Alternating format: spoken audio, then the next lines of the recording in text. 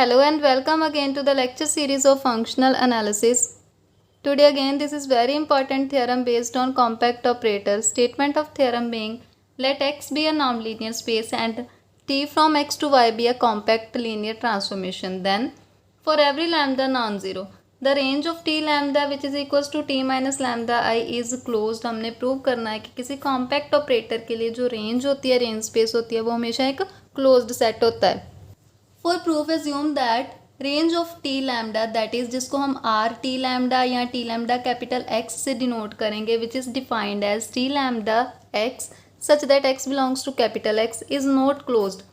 हमने range space को close prove करना है. मान लेते हैं कि क्लोज नहीं है. अगर कोई सेट ए क्लोज्ड हो तो उसका क्लोजर उसी के इक्वल आता है, और अगर कोई सेट क्लोज नहीं होगा तो उसका क्लोजर उसके इक्वल नहीं आएगा. हम लेकर के चले हैं कि ये सेट क्लोज नहीं है.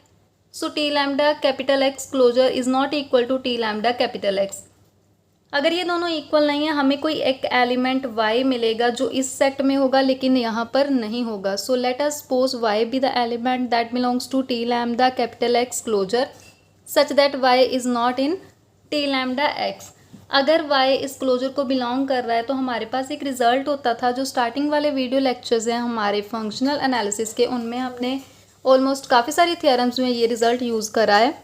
मान लीजिए अगर x बिलोंग कर रहा है ए क्लोजर को तो हमें एक ए में सीक्वेंस मिलेगी. एक्स एन सीक्वेंस किस में मिलेगी? ए सेट में. जो सीक्वेंस एक्स एन होगी वो x को कन्वर्ज करेगी.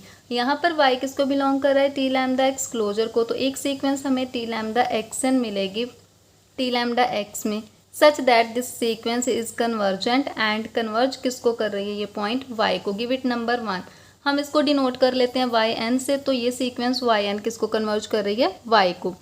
अब जो ज़ीरो है जहाँ ओ इसको लेते हैं हम. ओ जाने की जो एडिटिव आइडेंटिटी है वो टी लैम्डा एक्स को ज़रूर बिलोंग करेगी क्योंकि जो ओ है वो एक्स में ज़रूर होगा. एक्स हमारे पास नॉन लीनियर स्पेस है तो उसमें एडिटिव आइडेंटिटी होगी. So o belongs to T lambda capital X and y is not in T lambda X. So that means y is not equal to zero. Y non zero element होगा. Give it number 3. Hence, there exists a sequence xn of non-zero terms with yn equals to t lambda xn and yn is non-zero for every large n.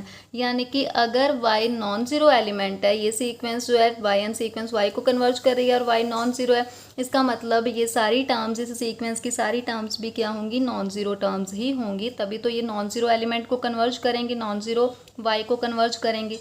Also x n does not belongs to N T lambda. N T lambda मतलब null space of T lambda for large n. क्यों? क्योंकि अगर तो x N T lambda को belong करेगा that means T lambda x n क्या आएगा? Zero. Null space की डेफिनेशन के according T lambda x n क्या है हमारे पास? Y n equals to zero. लेकिन अभी हम बोल के आए हैं कि ये सारी टर्म्स जो होंगी वो नॉन ज़ीरो टर्म्स होंगी. इसका मतलब x n does not belongs to N T lambda. Now T lambda is a continuous linear transformation, so n T lambda is a closed linear subspace of capital X. R n distance x n T lambda. n T lambda set का x n element से जो distance है उसको r n से denote करेंगे. Distance की definition infimum x N minus Z n नॉम. Z n किस में से होंगे? इस सेट के एलिमेंट होंगे. ये हमेशा पॉजिटिव आएगा. अब ये पॉजिटिव क्यों आएगा?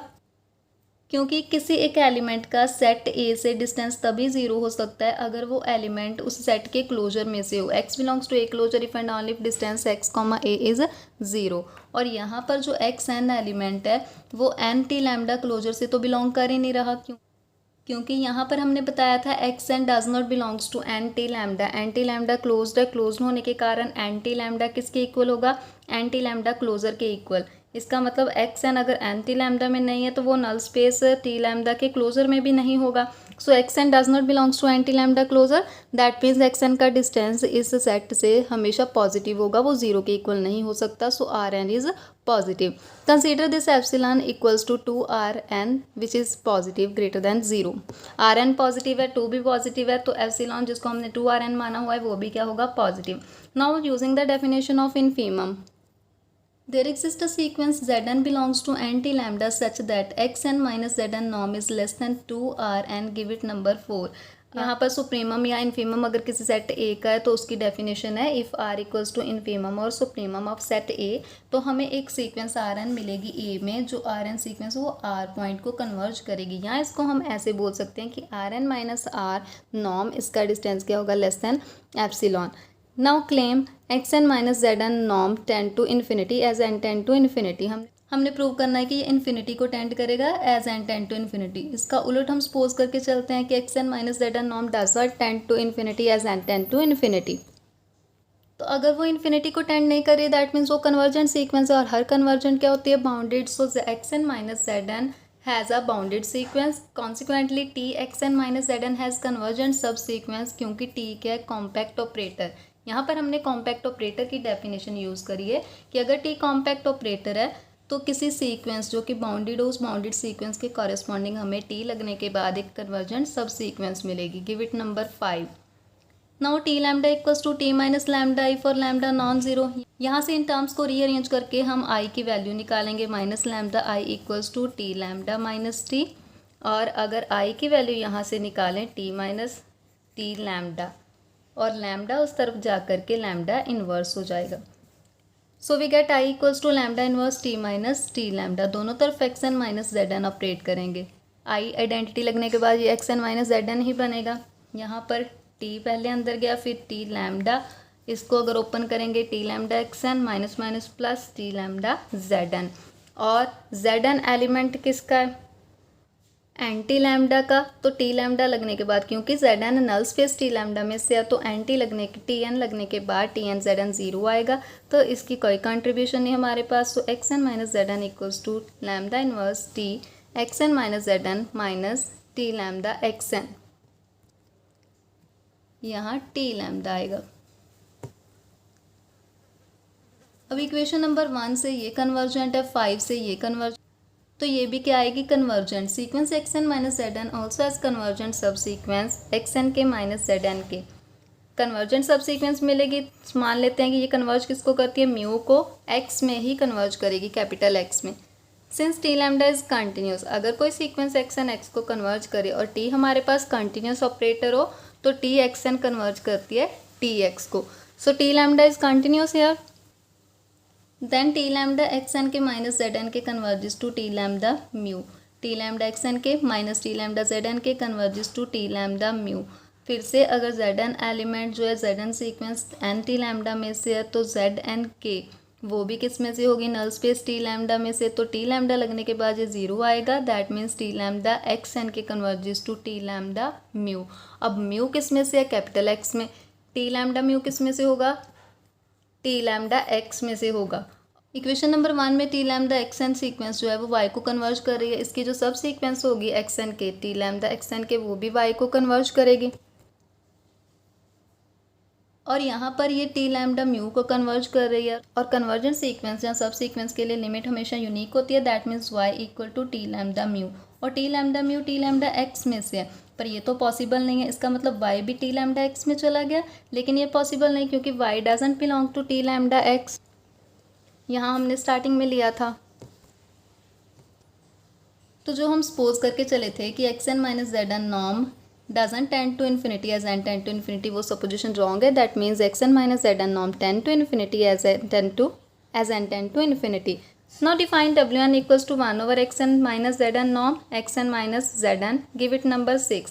और इसकी जो नॉर्म आएगी वो 1 आएगी, क्योंकि जब हम इस पर नॉर्म लेंगे तो नॉर्म विद इन नॉर्म होने के कारण ये बाहर एज इट इज़ आ जाएगा, नॉर्म यहाँ बचेगी और ये दोनों कैंसिल होकर के 1 आ जाएगा। Norm W N equals to 1 for every N. अब डब्ल्यू एन को दोनों तरफ टी लैम्डा से ऑपरेट करेंगे, टी लैम्डा डब्ल्यू एन की यहाँ वैल्यू रखेंगे, X N minus Z N norm scalar होने के कारण बाहर आ जाएगा, ये बचेगा हमारे पास T lambda x N T lambda Z N. T lambda Z N again zero, क्योंकि जेड एन एलिमेंट किस में से है, N T lambda, null space T lambda में से है, तो टी लैम्डा लगने के बाद ये जीरो आंसर देगा हमें। इक्वेशन नंबर 1 से ये वाई को कन्वर्ज करेगा, और हमने जो क्लेम प्रूव किया उससे ये कहा जाएगा इन्फिनिटी को। So 1 over infinity y as n tend to infinity, 1 over infinity क्या होगा, zero. So T lambda y n sequence converges to zero as n tend to infinity, give it number 7।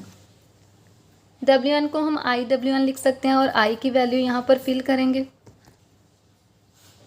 यहाँ से ये वाली आई की वैल्यू, लैम्डा इनवर्स यानी कि 1/λ T W N minus T lambda W N. Again by using number 7, T lambda W N tend to 0, so it will become 0. We get 1/λ t w n.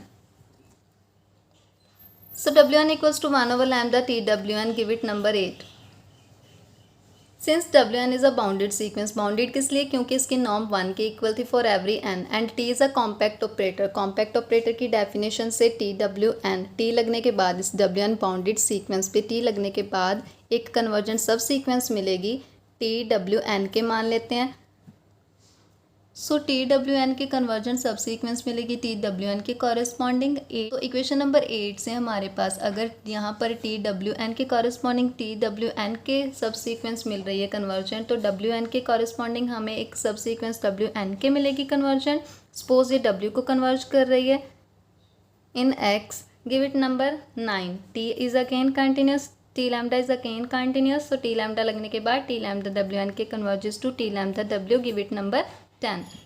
Equation number 7 में T lambda W N ये converge कर रही है 0 को. अगर ये 0 को converge कर रही है, इसकी जो सब सीक्वेंस होगी टी लैम्डा डब्ल्यू एन के वो भी 0 को कन्वर्ज करेगी. सो 7 में ये 0 को कन्वर्ज कर रही है. इक्वेशन नंबर 10 में टी लैम्डा डब्ल्यू को, और कन्वर्जेंट सब सीक्वेंस के लिए हमेशा लिमिट क्या होती है? यूनिक. सो टी लैम्डा डब्ल्यू 0 के इक्वल आ जाएगा. टी लैम्डा लगने के बाद डब्ल्यू पे टी लैम्डा लगने के बाद 0 आंसर आ रहा है. सो इसका मतलब डब्ल्यू किसका एलिमेंट है? नल स्पेस टी लैम्डा का. Give it number 11. Let u n equals to z n plus x N minus Z N norm W. ये एलिमेंट होगा एन टी लैम्डा का, क्योंकि Z n already n T lambda null space T lambda में से है, और यहाँ पर डब्ल्यू एलिमेंट भी किस में है? एन टी लैम्डा में, और ये तो एक स्केलर है. अगेन हमारे पास आर एन था infimum x N minus Z N norm such that z n belongs to N T lambda. Z n यहाँ पर नल स्पेस टी लैम्डा में से है, यहाँ पर u n null space T lambda का एलिमेंट है. अगर यहाँ पर हम एक पर्टिकुलर एलिमेंट यूज़ करेंगे in particular x N minus u n norm, तो पर्टिकुलर एलिमेंट लेने पे आर एन किससे लेस आएगा? X N minus u n norm से, क्योंकि खुद आर एन एक इनफीमम है. इनफीमम किसका है? इस सेट का. तो इस सेट के हर एलिमेंट से आर एन क्या होगा? छोटा. तो इन पर्टिकुलर यू एन से भी छोटा होगा. यू एन की वैल्यू, ये वाली वैल्यू यहाँ पर सब्सिट्यूट करेंगे. फिर इक्वेशन नंबर 6 से हम x N minus Z n की वैल्यू निकालेंगे. इक्वेशन नंबर 6 से यहाँ से x N minus Z n की वैल्यू क्या आएगी? ये इस तरफ जाकर के मल्टीप्लाई हो जाएगा W n into x N minus Z N norm. ये वैल्यू सब्सिट्यूट करी हमने, और x N minus Z N norm यहाँ पर भी है, x N minus Z N norm यहाँ पर भी है.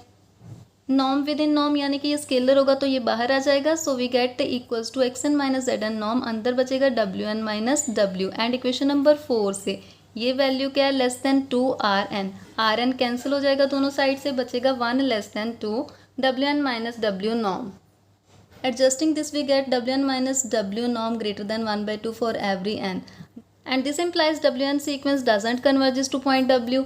लेकिन इक्वेशन नंबर 9 में हमने बोला है, 9 में हम बोल रहे हैं कि डब्ल्यू एन के जो सब सीक्वेंस है वो डब्ल्यू को कन्वर्ज कर रही है. डब्ल्यू एन के डब्ल्यू एन की ही सब सीक्वेंस थी, सब सीक्वेंस जो है वो डब्ल्यू को कन्वर्ज कर रही है. दैट मीन्स ये भी डब्ल्यू को कन्वर्ज कर रही है. और यहाँ हमने बोल दिया कि डब्ल्यू एन सीक्वेंस जो है वो डब्ल्यू को कन्वर्ज नहीं कर रही, which is contradiction to equation number 9.